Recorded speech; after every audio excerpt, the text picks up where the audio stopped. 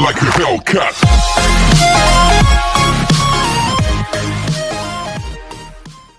Hello everybody, welcome to my YouTube channel. Let's move towards sky.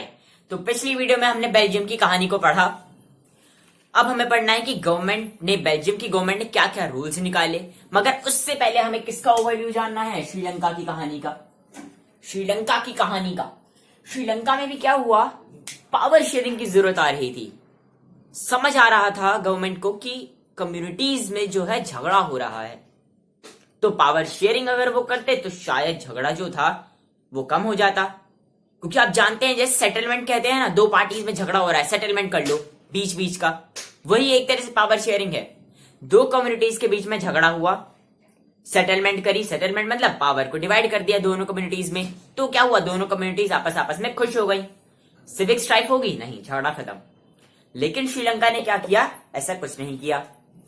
उन्होंने majority वाली community को full support दिया कि हाँ, सारी पावर्स तुम्हें ही मिलनी चाहिए। और उसकी वजह से क्या हुआ? सिविल वॉर हुआ। किसमें? श्रीलंका में। श्रीलंका में क्या हुआ? सिविल वॉर हुआ। क्यों हुआ? पहले कम्युनिटीज को जानते हैं। श्रीलंका क्या है? एक आइलैंड नेशन, हम सब जानते हैं। सदर्न कोस्ट से तमिलनाडु आता है, सदर्न कोस्ट में तमिलनाडु आता है। तमिलनाडु से कुछ ही किलोमीटर की दूरी पे है श्रीलंका। अब श्रीलंका की भी एथनिक कंपोजिशन क्या है? काफी कॉम्प्लेक्स है। एथनिक का मतलब मैंने पिछली वीडियो में बताया था, पिछली में। एथनिक कंपोजिशन मतलब डिफरेंट रिलीजन के फॉलोअर्स होना। तो श्रीलंका में भी क्या थे? डिफरेंट रिलीजन के फॉलोअर्स थे। एक थे सिन्हाला स्पीकर जो सिन्हाला लैंग्वेज बोलते थे, और एक थे तमिल स्पीकर जो कि तमिल लैंग्वेज बोलते थे। जो सिन्हाला स्पीकर्स थे वो थे 74%। सिन्हाला स्पीकर्स कितने थे? 74% सिन्हाला स्पीकर्स थे। जबकि तमिल स्पीकर्स कितने थे? 18% थे। अच्छा, उन 18% में भी तमिल स्पीकर्स दो सब ग्रुप्स में डिवाइडेड थे उस कंट्री में। एक तो थे श्रीलंकन तमिल्स। एक कौन से थे? श्रीलंकन तमिल्स, जो कि उस कंट्री के तमिल नेटिव थे, मतलब शुरू से ही श्रीलंका में उनका जन्म हुआ, इसलिए वो तमिल बोलते आ रहे हैं। और एक थे इंडियन तमिल, मतलब वो जो जिनके फोर फादर्स, मतलब उनके पूर्वज श्रीलंका में आ गया है। प्लांटेशन वर्कर्स, मतलब काम करने के लिए अगर उन्हें वहां पे जमीन नहीं मिली तो उन्होंने सोचा कि हम श्रीलंका चलते हैं, वहां पर काम करेंगे, और वो प्लांटेशन वर्कर बन गए। कहां पे? श्रीलंका में। उन्हें क्या नाम दे दिया गया? Indian Tamils. ये थे श्रीलंकन तमिल्स। श्रीलंकन तमिल्स को कह दिया गया कि आपका एरिया सिर्फ और ये है, नॉर्थ और ईस्ट पार्ट में। आप श्रीलंका के सिर्फ और सिर्फ नॉर्थ और ईस्ट पार्ट में रह सकते हो। बीच का या बाकी सारा जो भी इलाका है वो किसके लिए बना है? सिर्फ और सिर्फ सिन्हाला स्पीकर्स के लिए बना है। जो सिन्हाला स्पीकर्स थे वो क्या फॉलो करते थे? वो बुद्धिज्म फॉलो करते थे।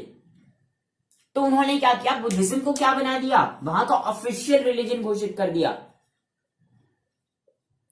बुद्धिज्म को उन्होंने वहां का ऑफिशियल रिलीजन बना दिया।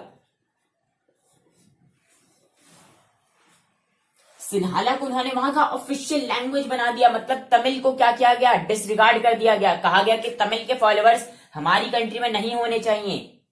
सिन्हाला को सारी की सारी पावर्स किसे देनी चाहिए? गवर्नमेंट ने किसे देनी चाहिए? सिन्हाला स्पीकर्स। क्यों? क्योंकि सिन्हाला स्पीकर्स बहुत ज्यादा मेजोरिटी में, उन्होंने गवर्नमेंट के ऊपर भी क्या जमाया? अपना डोमिनेंस जमाया अपनी मेजोरिटी से। गवर्नमेंट ने क्या समझा कि हाँ, सिन्हाला स्पीकर्स को पावर मिलनी चाहिए। सारे के सारे एजुकेशन राइट, जॉब अपॉर्चुनिटी किसे देनी चाहिए? सिन्हाला स्पीकर को देनी चाहिए। तमिल को क्या कर दिया गया? डिसरिगार्ड कर दिया गया, खासकर श्रीलंकन तमिल्स।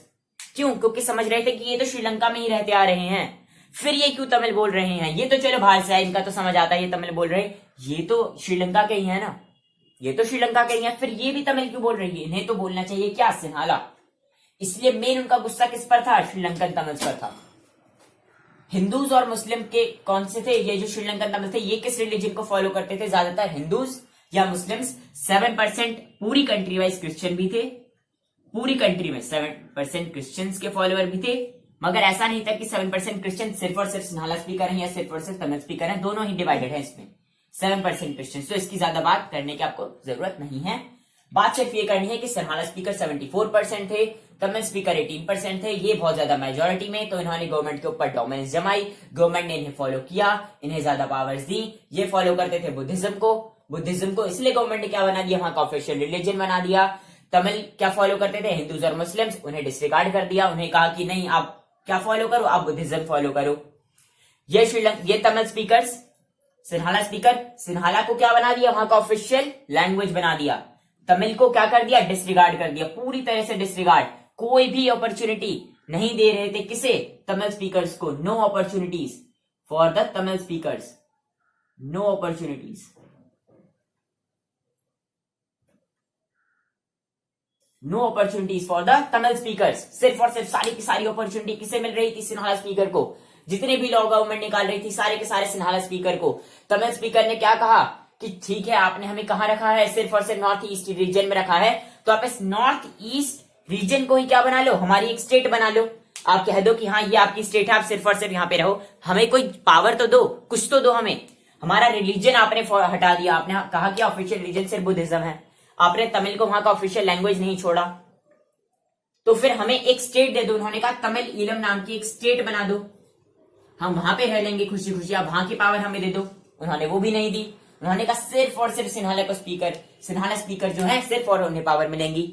तो क्या हुआ, दोनों ही कम्युनिटीज में बहुत ज्यादा टेंशन क्रिएट हुए, दोनों ही थॉट्स, दोनों आपस में क्या होने लगे, दोनों ही आपस में क्या होने लगे, दोनों के बीच में फाइट वाले मुद्दे खड़े होने लगे कि हमें भी पावर चाहिए, ये डिमांड कर रहे थे हमें भी पावर चाहिए, ये इन्हें गिराने की कोशिश कर रहे थे।